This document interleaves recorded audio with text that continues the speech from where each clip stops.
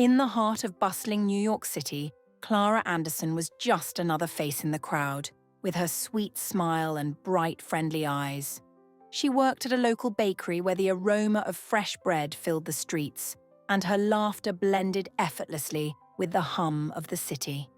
People knew her as Clara the baker, the woman who made perfect croissants and knew every customer's name. She was the woman who offered a warm smile, a brief chat, and a friendly wave as people passed by. But beneath that pleasant exterior there was a truth no one could have guessed. Clara was an assassin, one of the deadliest in the world. It had been years since Clara left her former life behind, or at least tried to. Trained since her teenage years by a shadowy organization known only as the Syndicate, she had carried out covert operations across continents. Her skills were unmatched, her kills clean, and her trail invisible. But Clara had grown weary of the bloodshed, the secrecy, the constant weight of a life that demanded perfection or death. She wanted a way out, and the bakery became her escape. Yet even the best-laid plans can unravel. Clara's past resurfaced one afternoon when a man walked into the bakery. He was tall with a square jaw and cold blue eyes. His suit was sharply pressed, but there was something unnerving about the way he moved. Calculated, predatory. Clara recognized him immediately. Agent Mercer, one of the Syndicate's top enforcers. Her heart raced, but her smile never wavered as she handed him a bag of pastries. "Anything else I can get for you today?" she asked, her voice as light and sweet as the cinnamon rolls in front of her. Mercer's lips barely moved as he replied, "It's been a long time, Clara. They miss you." Her hand froze midair, but her face remained placid. "I'm not that person anymore." His icy gaze drilled into her. "You don't get to just leave." As Mercer walked out of the bakery, Clara knew the quiet life she had built was over. The Syndicate had found her, and they wanted her back. But she wasn't going back, not without a fight. That night, Clara's apartment felt colder, her movements sharper. She tore apart the kitchen with the precision of someone dismantling a puzzle, revealing a hidden compartment beneath the floorboards. Inside were weapons she hadn't touched in years: sleek knives, a custom-made silenced pistol, and a small arsenal of gadgets. She had tried to leave this life behind, but it was clear that the Syndicate had no intention of letting her go peacefully. The next day, Clara noticed the subtle signs of surveillance. A man loitering too long outside the bakery, a van parked across the street with tinted windows. They were watching her, waiting for her to make a move. But Clara wasn't a rookie. She had been one of their best for a reason, and if they thought they could corner her, they were mistaken. That night, Clara went on the offensive. Using the darkness as her cover, she slipped out of her apartment, dressed in black from head to toe, her face obscured by a mask.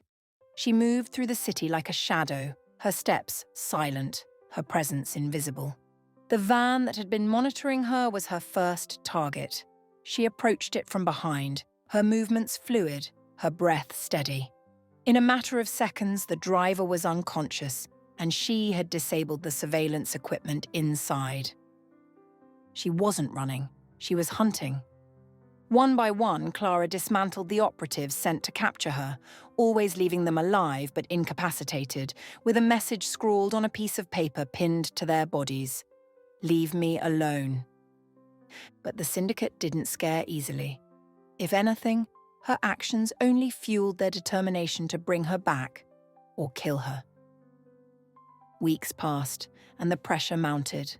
The Syndicate's men became more aggressive, and Clara found herself constantly looking over her shoulder. She couldn't keep living like this. She needed to end it, and that meant confronting the heart of the organization itself. Through old contacts and whispers on the dark web, Clara learned that the Syndicate's current leader, a man known only as the Director, had taken a personal interest in her case. He was powerful, elusive, and ruthless. The only way to free herself from their grip was to eliminate him. Clara made her move. She infiltrated a high society charity gala that the director was rumored to attend. It was held at a sprawling mansion on the outskirts of the city where the rich and powerful gathered under the guise of philanthropy. Clara blended in effortlessly, dressed in an elegant black gown, her hair pinned up in a way that made her look both unrecognizable and unforgettable. The air inside the mansion was thick with wealth and deception, but Clara's focus was unwavering. She moved through the crowd like she belonged there, sipping champagne, smiling politely, all while her sharp eyes scanned the room for her target. Finally, she spotted him, the director. He was older than she expected, with greying hair and a face that had seen too much. He stood surrounded by bodyguards, but Clara wasn't intimidated. She had killed men, surrounded by armies before. As she approached, the director's eyes flickered toward her. His gaze lingered a second too long, as if he could sense something off.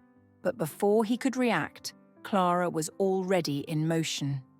In one fluid movement, she disarmed the nearest guard and had her gun trained on the director. The crowd gasped and began to scatter, but Clara's voice cut through the chaos like a knife. "Call them off," she ordered, her voice low and deadly. "Or I end this now." The director smiled, a slow, knowing smile.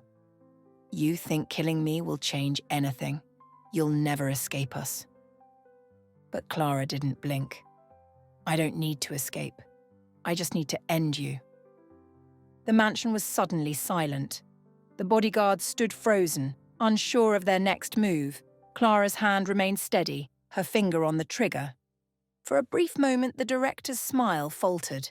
His eyes searched hers, and in that instant, Clara knew she had him.